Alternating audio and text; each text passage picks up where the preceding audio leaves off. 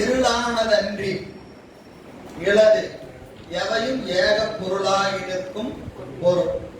ஆணவ மலம் இருக்குதுன்னு சொல்றீங்களே, இந்த ஆணவ மலம் உயிரை எப்படி மறைக்கிறது, எப்படி மறைக்கிறது என்று சொன்னா அதுக்கு இந்த பாட்டுல சொல்றாரு. இருளானது அன்றி இளது, இருளானதன்றி இளது எவையும் ஏக பொருளாகி நிற்கும் பொருள். எவையும், எவையும் எல்லா பொருளும், எல்லா பொருளும் ஏக பொருளாய், ஏக பொருளாய், அதாவது ஒரே ஒரு பொருள் தான் தெரியும், ரெண்டாவது பொருள் தெரியாது, ரெண்டாவது பொருளே தெரியாது, எல்லாத்தையும் தனக்குள்ள அடைக்கணும். ஆணவமலை என்ன செய்யும்? எல்லாத்தையும் தனக்குள்ள அடைக்கும்.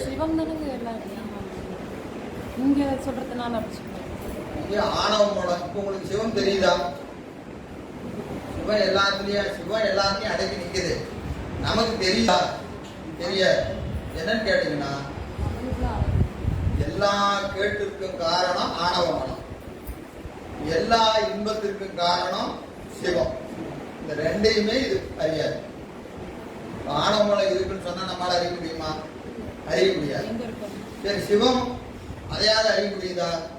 அதையும் அறிய முடியும். சிவத்தையும் அறிய முடியல, ஆணவமலத்தையும் அறிய முடியல. அப்படி என்னங்க பிரச்சனை? என்னதான், எதுதான் இருக்கு அப்படின்னு கேட்டா, ஆணவமலமும் சூக்குமமானது, சிவமும் சூக்குமமானது. நம்ம அறிவு எப்படி இருக்கு? ரொம்ப தூளமா இருக்கு. நம்ம அறிவு எப்படி இருக்கு? தூளமான எவ்வளவு? இந்த 5 பொறியினால எதெல்லாம் பார்க்க முடியுமோ, இந்த 5 பொறியினால எதையெல்லாம் அனுபவிக்க முடியுமோ அதுதான் இருக்குதுன்னு நம்ம சொல்லுவோம். நம்மளுடைய அறிவு அவ்வளவுதான் இருக்கு. நம்ம அறிவு எந்த அளவுக்கு இருக்கு? ஒண்ணு கண்ணால பார்க்கணும், காதால கேட்கணும், பரிசிக்கணும், நாக்குனால சுவைக்கணும், மூக்கினால நுகரணும். இந்த ஞானேந்திரியங்கள் என்று சொல்லக்கூடிய 5 நாளே அறியப்படுகிற பொருளை மட்டும்தான் இப்ப நாம என்ன சொல்லுவோம்? அனுபவிச்சு இருக்குதுன்னு சொல்லுவோம். மற்றதெல்லாம் என்ன கிடையாது, நமக்கு இன்னும் விளங்கல. விளங்குதா? மனம் இருக்கு, புத்தி இருக்கு, அகங்காரம் இருக்கு, அப்படின்னா புத்தகம் நம்ம எழுதிடுறோம், எழுதி போடுறோம், புத்தகத்துல இருக்குது, நாம அதை படிக்கிறோம். ஆனா நம்மளால அதை நேரடியாக அனுபவிக்க முடியுதா அப்படின்னு கேட்டா இல்ல. காரணம், சூக்கும பொருள்களை அறிகிற நுட்பம் நம்ம அறிவுக்கு இல்லை. அவன் சொன்ன ஏற்கனவே சொல்லியிருக்கோம். கொஞ்சம் வாக்கு தூளமாக இருக்கிறது, வாக்கு தூளமாக இருக்கிறது. எனவே நம்ம அறிவுக்கு எப்படி இருக்கு? தூளமா தான் இருக்கு. இதுவே தூளம் தான். வேண்டாம், அந்த இடத்துக்கு போக வேண்டாம், விட்டுருங்க. அறியாமையும் நம்மளால அறிய முடியாது, சிவத்தையும் அறிய முடியாது. ஏன் அப்படின்னு கேட்டா, நம்ம அறிவோட லட்சணம், நம்ம அறிவு அவ்வளவுதான் இருக்கு, இப்போதைக்கு அவ்வளவுதான் இருக்கு. சரி, இப்போ இருள் என்பது தனக்குள்ள எல்லாத்தையும் அடைக்கும், எல்லாத்தையும் அடைக்கும். எப்படி அடக்கும் அப்படின்னு கேட்டா, இப்ப இந்த இடத்துல எத்தனை பொருள் இருக்கு? இத்தனை டேபிள் இருக்கு, இத்தனை சேர் இருக்கு, நீங்க எல்லாம் உட்கார்ந்து இருக்கீங்க, எல்லாமே இருக்கு. இப்போ இந்த இடத்துல இருட்டு வந்துருச்சு. என்ன வந்து? இருட்டு வந்துருச்சு. இப்ப இருட்டு வந்ததுக்கு அப்புறம் இங்க என்ன தெரியும்? இருட்டு தெரியுதா இல்லையா? இருட்டுக்குள்ள இருக்கிற பொருள் தெரியுமா? தெரியாது. அப்ப இந்த இருட்டு என்ன செஞ்சிருச்சு? எல்லாத்தையும் தனக்குள்ள அடக்கிருச்சு, எல்லாத்தையும் தனக்குள்ள அடக்கிருச்சு. அப்போ எல்லாவற்றையும் தனக்குள்ளே அடக்குகிற தன்மை எதற்கு உண்டு? இருளுக்கு உண்டு. இருளுக்கு உண்டு. சிவம் தானே எல்லாத்தையும் அடக்கும், சிவம் தானே எல்லாத்தையும் அடக்கும் அப்படின்னு சொன்னா, இது ஒரு உதாரணம், ஒண்ணு இல்ல. இது பொருளை மறைக்கல. நல்லா ஞாபகம் வச்சுங்க. இருள் எதை மறைக்கல?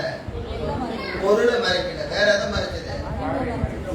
கண்ணை மறைச்சிருக்கு, கண்ணை தான் மறைச்சிருக்கு, பொருளை மறைக்கல. எதை மறைச்சிருக்கிறது?